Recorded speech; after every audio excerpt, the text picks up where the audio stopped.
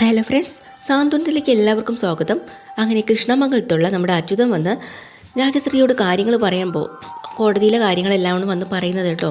അതിൻ്റെ കൂടെ അയാൾക്ക് വലിയ ടെൻഷനുണ്ട്. അയാൾ രാജശ്രീയോട് പറയുകയാണ്, അതെ 15-ാം തീയതി ആകുമ്പോഴത്തേക്കും നമ്മുടെ മകനെ ഇറക്കിക്കൊണ്ട് വരാൻ പറ്റുമെന്ന് ഉറപ്പുണ്ട്. എന്നാലും അനുശ്രീ ഭയങ്കര സ്ട്രോങ് ആണ്. ഞാൻ വിചാരിച്ചതുപോലെ അല്ല. നമ്മുടെ വക്കീൽ പല ചോദ്യങ്ങൾ അവളോട് ചോദിച്ചു. അവൾ പതറ് നിൽക്കുമെന്നാണ് ഞാൻ വിചാരിച്ചത്. സാധാരണ പെൺകുട്ടികളാണെങ്കിൽ ഇതിനു മുന്നേ പേടിച്ച് വരച്ചേരാൻ. അവൾക്ക് ഒരു പേടിയില്ലായിരുന്നു. ഭയങ്കര ധൈര്യത്തോടു കൂടിയാണ് അവളുടെ കയ്യിലാണ് ഇനിയുള്ള കാര്യങ്ങളൊക്കെ ഇരിക്കുന്നത്. അത് കേൾക്കുമ്പോഴത്തേക്കിന് രാജശ്രീ പറയാം, ഓ അങ്ങനെയാണോ? അങ്ങനെയാണെങ്കിൽ 15-ാം തീയതി എന്നുള്ളൊരു ദിവസം ഉണ്ടെങ്കിൽ ഇവൾ കോടതിയിൽ എത്തരുത്. അപ്പോൾ അമ്മ ഓടി വന്നിട്ട് പറയാം, എന്തൊക്കെയാണ് രാജശ്രീ നീ പറയുന്നത്? ഓ അമ്മയ്ക്ക് അനുസരിയോട് രാജശ്രീ പറയുന്നുണ്ട്, അമ്മയ്ക്ക് ഭയങ്കര സ്നേഹവും കാര്യമൊക്കെ ആയിരിക്കും. പക്ഷേ എൻ്റെ മോനെ ജയിലിലാക്കിയില്ല അവൾ. എനിക്ക് അങ്ങനെ സ്നേഹിക്കേണ്ട കാര്യമില്ല. പക്ഷേ ഉടനെ തന്നെ അച്യുതൻ പറഞ്ഞിട്ട്, എടി നീ സമാധാനപ്പെടുന്നു. പക്ഷേ രാജശ്രീക്ക് അടങ്ങിയിരിക്കാൻ പറയാൻ പറ്റുന്നില്ല കേട്ടോ. മകനല്ലേ. നേരെ വന്നിട്ട് അച്യുതനോട് പറയാം, അച്യുതേട്ടാ എത്രയും വേഗം മിത്രയെ തിരിച്ചു കൊണ്ടുവരണം. ഇവിടെ കൊണ്ടുവന്നിട്ട് ആരിനെതിരെ അവളെ കൊണ്ട് പരാതി കൊടുപ്പിക്കണം. അപ്പോൾ അമ്മ പറയുന്നുണ്ട്, അതിന് അവൾ ഇങ്ങോട്ട് വരുമോ? അവർ സ്നേഹത്തോടു കൂടിയല്ലേ കഴിയുന്നത്. സ്നേഹം ആര് പറഞ്ഞു അവർ സ്നേഹത്തോടു കൂടിയാണ് കഴിയുന്നത്? അമ്മയോട് ആരെങ്കിലും പറഞ്ഞോ? അനുശ്രീ അലോകിനെതിരെ പരാതി കൊടുത്തില്ലേ? അതുപോലെ തന്നെ ആരിനെതിരെ അവളെ കൊണ്ട് കൊടുത്തേ പറ്റുള്ളൂ. പിന്നെ അമ്മ പറഞ്ഞതുപോലെ സന്തോഷത്തോടെയൊന്നുമല്ല അവൾ ജീവിക്കുന്നത്. അവളെങ്ങനെയെങ്കിലും അവിടുന്ന് ചാടാൻ വേണ്ടി കാത്തിരിക്കുക. അവളെ ഇങ്ങോട്ട് വിളിച്ചേ പറ്റൂ. അനന്തേട്ടനെ കൊണ്ട് അവളെ വിളിപ്പിച്ചില്ലെങ്കിൽ നമുക്ക് എന്തെങ്കിലും ചെയ്തേ പറ്റൂ. ആര്യനെ വിട്ട് മിത്ര ഇവിടെ തന്നെ വരണം എന്നും പറഞ്ഞുകൊണ്ട് ഭയങ്കര വാശിയിലാട്ടോ നമ്മുടെ രാജശ്രീ. കണ്ണും മുഖമൊക്കെ കൊല്ലാനുള്ള ദേഷ്യത്തിലാണ് നിൽക്കുന്നത്. മിത്രയ്ക്കാണെങ്കിൽ ആകെ സങ്കടമായിട്ടോ. അപ്പുറത്ത് ജയിലിലായി പോവുമല്ലോ എന്നുള്ളതാണ്. അപ്പോഴാണ് നമ്മുടെ ആര്യൻ ഓടി വന്നിട്ട് പറയുന്നുണ്ട്, മിത്രേ ഉറപ്പാണ് കേട്ടോ, എന്തൊക്കെ വകുപ്പ് ചേർത്തിട്ടാണെങ്കിലും 7 വർഷത്തോളം അവൻ ജയിലിൽ കിടക്കുന്നു ഉറപ്പാണ്. എൻ്റെ അനുശ്രീ അവൾ പൊളിച്ചു. ഞാൻ കരുതി അവൾ പതറിപ്പോവും, പേടിച്ചു പോകുന്നു. പക്ഷേ അവൾ മിടുക്കിയായിട്ട് എല്ലാ സത്യങ്ങളും തുറന്നു പറഞ്ഞു. ഇനിയാണ് അവന് അഹങ്കാരം തീരാൻ പോകുന്നത്.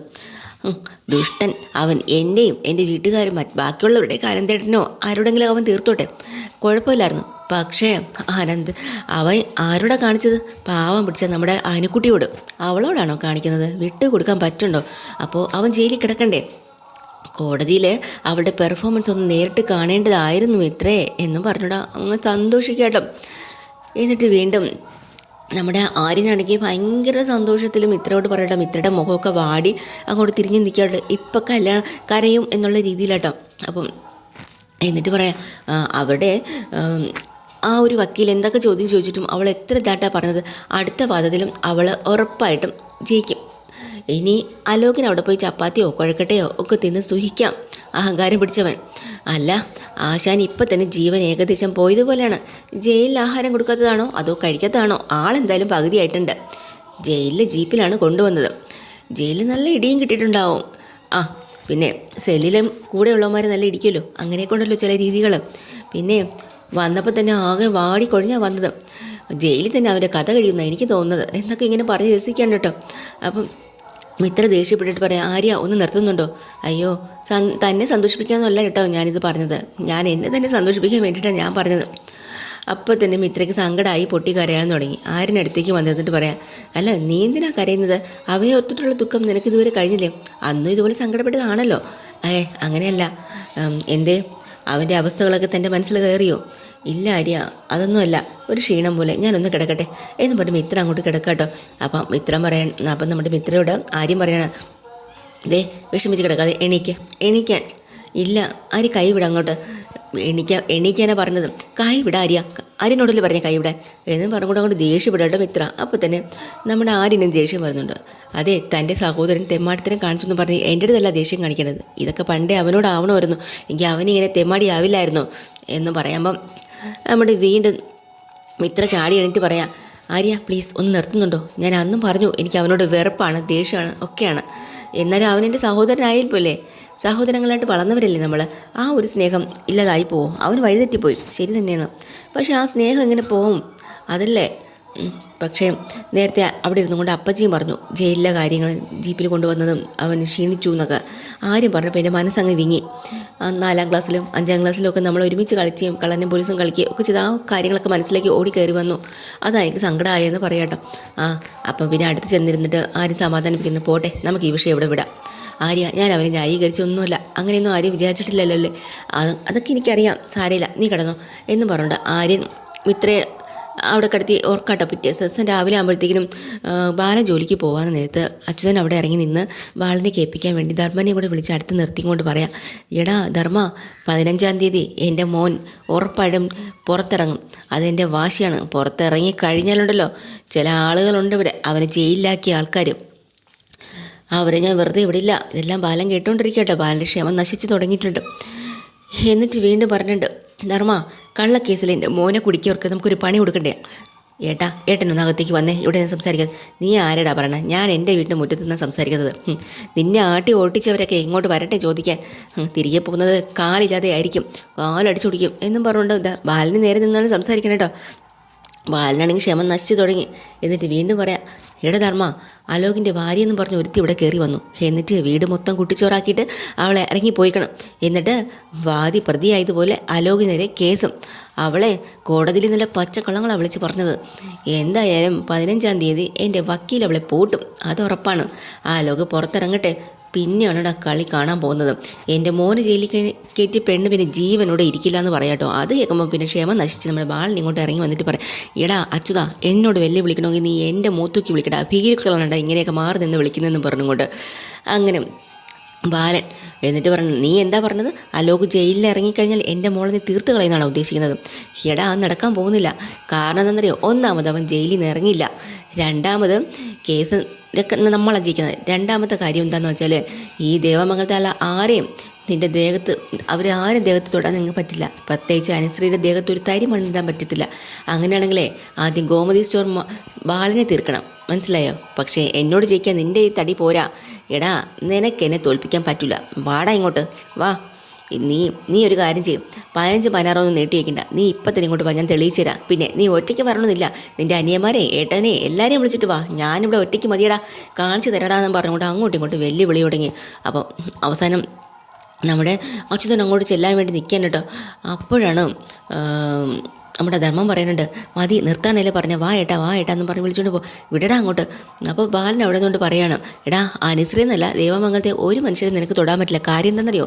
ഈ ദേവമംഗലം ഭരിക്കുന്നതേ ഈ ഗോമതി സ്റ്റോർ ബാലനാണ്. എന്നെ തൊട്ടിട്ടേ നീയൊക്കെ അകത്ത് കയറുള്ളൂ എന്ന് പറഞ്ഞ് വലിയ വിളിച്ച് നെഞ്ചി പിരിച്ച് അങ്ങനെ നിൽക്കണം കേട്ടോ. ആ സമയത്ത് പെട്ടെന്ന് നമ്മുടെ അച്യുതൻ ഒരു കാര്യം അങ്ങോട്ട് ഇട്ടുകൊടുക്കാട്ടോ. ഉടനെ പറഞ്ഞു, എടാ 15-ാം തീയതി എൻ്റെ മകൻ ഇങ്ങോട്ട് ഇറങ്ങി വന്നോട്ടെ, അത് കഴിഞ്ഞിട്ട് വേണം ധർമ്മ നിനക്ക് വേണ്ടി തുടങ്ങുന്ന പുതിയ കടയുടെ ഉദ്ഘാടനം എന്ന് പറയുക കേട്ടോ. അത് കേൾക്കുമ്പോൾ നമ്മുടെ ബാലിനൊന്ന് തകർന്നു പോയി. അയ്യോ, കാര്യം എന്ന് വെച്ചാൽ പുതിയ കടയോ? ധർമ്മനെ തിരിച്ച് വിളിക്കാൻ വേണ്ടി ഇവർ ശ്രമിച്ചുകൊണ്ടിരിക്കുമ്പോൾ ധർമ്മന് വേണ്ടി പുതിയ കട തുടങ്ങുകയോ? അതൊരു വല്ലാത്ത ഷോക്കായി പോയി കേട്ടോ നമ്മുടെ ബാലന് അത് കേട്ട് കഴിഞ്ഞ് പിന്നെ ഒന്നും സംസാരിക്കാൻ നിൽക്കുന്നില്ല. പെട്ടെന്ന് തന്നെ തിരിച്ചങ്ങ് പോവാണ്. അത് കഴിഞ്ഞിട്ട് ധർമ്മനാണെങ്കിൽ കുറേ വഴക്ക് കൊടുക്കുന്നുണ്ട് അച്യുതന്. അച്യുതൻ കാണിച്ചൊന്നും ശരിയായില്ല, ഇങ്ങനെ വീട്ടിൻ്റെ മുറ്റത്ത് കിടന്നുകൊണ്ട് ഇങ്ങനെ സംസാരിക്കരുത്, നീ പോടാ, നീ എന്നെ ഭരിക്കുന്നത് വേണ്ടാന്ന് പറഞ്ഞുകൊണ്ട് അച്യുതൻ. അത് കഴിഞ്ഞിട്ട് നമ്മുടെ മിത്ര ആരും അറിയാണ്ട് നേരെ നമ്മുടെ അലോകിനെ കാണാൻ വേണ്ടി പോവുക കേട്ടോ. അപ്പോൾ അലോകിനെ ജയിലിൽ ചെന്ന് കാണുകയാണ്. അപ്പോൾ ചെന്ന് നിൽക്കുമ്പോൾ കരയാണ് കേട്ടോ. ആ സമയത്ത് അലോക് പറഞ്ഞിട്ട്, കരയല്ലേ മിത്രേ, പിന്നെ എന്നെ കാണാൻ വേണ്ടി നീ വരരുത്. ആരും അറിഞ്ഞിട്ടാണോ നീ വന്നതെന്ന് ചോദിക്കുക. ഇല്ല, ആരും അറിയാണ്ടാണ് ഞാൻ വന്നത്. അല്ലേ, അത് വേണ്ടായിരുന്നു. ഒന്നാമത് ആരും എന്നോട് പകയാണ്. പക്ഷേ വെറുതെ നീ എന്തിനാ ഇനിയിപ്പോൾ വന്നത്? അവനെ ഞാൻ കുറ്റപ്പെടുത്തുന്നൊന്നുമില്ല, അതിനോരോ കാരണങ്ങളുണ്ടല്ലോ. പക്ഷേ നിൻ്റെ മുമ്പിൽ ഞാനിപ്പോൾ ശാന്തനായി സംസാരിക്കുന്നു, അതൊക്കെ എൻ്റെ അടവാണെന്ന് നീ വിചാരിക്കരുത്. ഇപ്പോൾ എന്നെ വേറൊരാളാക്കി മാറ്റിക്കഴിഞ്ഞു, അതാണ്. എടാ, ജീവിതത്തിൽ ഒരിക്കലും നിൻ്റെ മുഖത്ത് നോക്കരുതെന്ന് ഞാൻ കരുതിയതാണ്, പക്ഷേ സാധിച്ചില്ല. എന്നാലും നീ എന്തൊക്കെ തെറ്റുകളാണ് ചെയ്തത്. ബന്ധങ്ങളുടെ ഒരു ശക്തിയാണ് എന്നെ ഇങ്ങോട്ട് കൊണ്ടെത്തിച്ചതെന്ന് മിത്ര പറയാട്ടോ. എന്നിട്ട് പറഞ്ഞിട്ട്, നമ്മുടെ കുഞ്ഞുനാളിലെ സ്നേഹവും സന്തോഷവും ഒക്കെ നമ്മൾ ഓർക്കാറില്ലേ? എന്നിട്ട് എങ്ങനെയാ നീ ഇങ്ങനെയൊക്കെ ആയത്? സാരില്ല, പക്ഷേ നീ ആദ്യം ചോദിച്ച ആ ഒരു വാക്ക് പറഞ്ഞില്ലേ, നീ നന്നാവാനുള്ള ഒരു ഇതുണ്ടെന്ന്, നിൻ്റെ മനസ്സിലിപ്പോൾ പഴയ ഇതൊന്നും ഇല്ലയെന്ന്. അത് കേട്ടപ്പോൾ തന്നെ എനിക്ക് സന്തോഷമായി കേട്ടോ എന്ന് പറയാട്ടോ മിത്ര.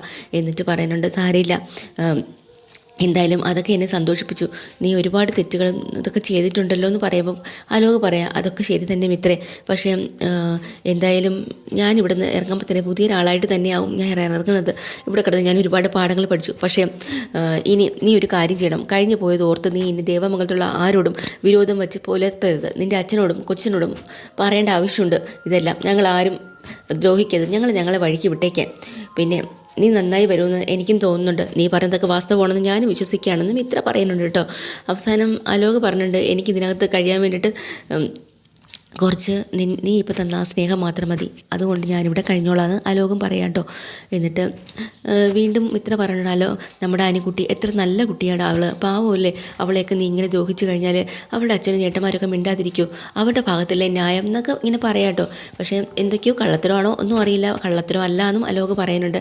ഇപ്പോൾ കാണിക്കുന്ന ഈ അടവും അതൊന്നും അടവല്ല, ഞാൻ നന്നായി വരും എന്നും പറഞ്ഞിട്ടാണ് അവിടുന്ന് പിരിഞ്ഞവർ പോകുന്നത് കേട്ടോ. മിത്ര തിരിച്ച് വന്ന് ഈ സത്യങ്ങളെല്ലാം നമ്മുടെ മീനാക്ഷിയോട് പറയാം. പക്ഷേ മീനാക്ഷി നല്ല കൊടുക്കുന്നുണ്ട് കേട്ടോ. എന്തിനാ അവനെ ജയിലിൽ പോയി കണ്ടത് മിത്രേ, അവൻ ഇവിടെ കാണിച്ച ദ്രോഹമൊക്കെ മറന്നുപോയോ, നമ്മുടെ ഇവിടെ അല്ലെങ്കിൽ തന്നെ ആര്യനറിയാതെ നീ എന്തിനാ പോയത് എന്നൊക്കെ പറഞ്ഞ് വഴക്ക് കൊടുക്കുന്ന സമയത്ത് ആര്യൻ രാവിലെ തന്നെ അവിടെ പോയിട്ട് തിരിച്ച് വന്നിട്ടുണ്ട് കേട്ടോ.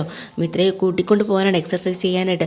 ഇതുവരെ അറിയണില്ല, ഇവിടെ സംഭാഷണം അവിടെ ആര്യൻ പുറത്ത് നിന്ന് കേൾക്കുകയാണ്. അപ്പോൾ മീനാക്ഷി പറയുന്നുണ്ട് അല്ലെങ്കിൽ തന്നെ നീ ഒന്ന് ഓർത്ത് നോക്ക്, എന്നോട് അവൻ എന്തൊക്കെ ദ്രോഹം ചെയ്തു, ഓഫീസിൽ വന്ന കള്ളക്കേസിൽ എന്നെ കുടുക്കി, അല്ലാതെ തന്നെ വഴിയിൽ തടഞ്ഞെത്തി അത് ഇതും പറഞ്ഞു. ഒന്നുമില്ല, അത് കൃഷ്ണമംഗലത്ത് കഴിഞ്ഞ അമ്മയോട് എന്തെല്ലാം ദ്രോഹങ്ങളാവൻ ചെയ്തത്. ഇതും പോരാഞ്ഞിട്ട് നമ്മൾ ദേവിയെടുത്തി വയറ്റിൽ ചവിട്ടിയിട്ട് കുഞ്ഞിനെ നശിപ്പിച്ചു. അന്ന് ആ കുഞ്ഞുണ്ടായിരുന്നെങ്കിൽ ഇന്ന് നമ്മുടെ ഈ വീട്ടിലൊരു പേരക്കുട്ടി ഓടി നടക്കില്ലേ. എന്തെല്ലാം ദ്രോഹങ്ങളാവും ചെയ്തത്, അവന് വേണ്ടി നീ എന്തിനാ ഇങ്ങനെ സോഫ്റ്റായിട്ട് പെരുമാറുകയും പോവുകയും ചെയ്തത്, നീ ചെയ്തത് വലിയ തെറ്റായിപ്പോയി എന്ന് പറഞ്ഞ് മീനാക്ഷി നല്ല വഴക്കൊടുക്കുന്നുണ്ട് കേട്ടോ. പക്ഷേ മിത്ര പറയുന്നുണ്ട് ചേച്ചി എന്നെ ഒന്നും ഓർമ്മിച്ച് കുറ്റപ്പെടുത്തില്ല, പറ്റിപ്പോയി, എനിക്ക് ഒരു സഹോദര സ്നേഹം അവനോടുള്ളത് വന്നുപോയി, അതുകൊണ്ടാണ്. പക്ഷേ ആര്യനോട് പറയാതെ പോയി തെറ്റ് തന്നെയാണ്, അവന് ആരും ഇന്നെ അറിഞ്ഞു കഴിഞ്ഞാൽ മനസ്സ് തകർന്നു പോകുമെന്ന് പറയാം. ഇതെല്ലാം ആരും കേട്ടോണ്ട് നിൽക്കുക കേട്ടോ. മീനാക്ഷി പറഞ്ഞിട്ടുണ്ട് നീ ഇന്ന് രാത്രി തന്നെ ഉറപ്പായിട്ട് ആര്യനോട് സത്യങ്ങളെല്ലാം തുറന്നു പറഞ്ഞേക്കണം, പോയ കാര്യമൊക്കെ പറയാം എന്നിങ്ങനെ വാക്ക് കൊടുക്കാനോട്ടോ മിത്ര മീനാക്ഷിക്ക്. ആ സമയത്ത് ഗോമതി അങ്ങോട്ട് വരാണ്. ഗോമതി ഒരു കപ്പ് ചായ കൊണ്ട് പറയാം, അതെ നിങ്ങളിവിടെ വർത്തമാനം പറഞ്ഞിട്ട് നിൽക്കുകയാണോ, പോകുന്നില്ലേ, ആര്യം വന്നിട്ടുണ്ടല്ലോ. ആര്യം വന്നോ? ആര്യം വന്നു. ആര്യം നിന്നെ ട്രെയിനിങ്ങിന് കൊണ്ടുപോകാൻ വേണ്ടിയിട്ട് വന്നതാണ്, എക്സർസൈസിന് വേണ്ടിയിട്ട്, ചെല്ല് എന്ന് പറഞ്ഞ് ചായയും കാപ്പിയും കൊടുക്കാട്ടോ. എന്നിട്ട് അവിടെ നിന്നുകൊണ്ട് ഗോമതി പറയാം, എന്തായാലും ഇത്രയും നിൻ്റെ മുഖം എന്താ വാടി നിൽക്കണേ, നീ ഒന്നുകൊണ്ടും പേടിക്കണ്ട കേട്ടോ, ആലോകന് എത്രയും വേഗം തന്നെ കിട്ടും നല്ല ശിക്ഷ എന്ന് പറയാം. വീണ്ടും മിത്രയുടെ മനസ്സ് വല്ലാണ്ട് ആവോട്ടോ. അങ്ങനെ നേരെ ആര്യം വിളിച്ചുകൊണ്ട് പോവാണ് മിത്ര എക്സർസൈസ്. അവിടെ ചെന്നാലും മിത്ര വല്ലാത്തൊരവസ്ഥ ഇരിക്കട്ടോ. അപ്പോൾ മിത്രയോട് വീണ്ടും ചോദിക്കുന്നുണ്ട്, ഇല്ല നിൻ്റെ മനസ്സ് വല്ലാണ്ടിരിക്കുന്നുണ്ടല്ലോ, എന്താ പറ്റിയ, നിനക്ക് വിഷമമുണ്ടല്ലോ എന്ന് വീണ്ടും ആര്യം ചോദിക്കാട്ടോ. അപ്പോൾ മിത്ര പറയുന്നുണ്ട്, ഒന്നുമില്ല ആര്യെന്ന്, എന്തെങ്കിലും ഉണ്ടെങ്കിൽ തുറന്ന് പറഞ്ഞു എന്ന് പറയാം. പക്ഷേ മിത്ര പറയണില്ല, ആര്യം കാര്യങ്ങൾ അറിഞ്ഞ കാര്യമൊന്നും മിത്ര അറിയണില്ലല്ലോ. എന്നാലും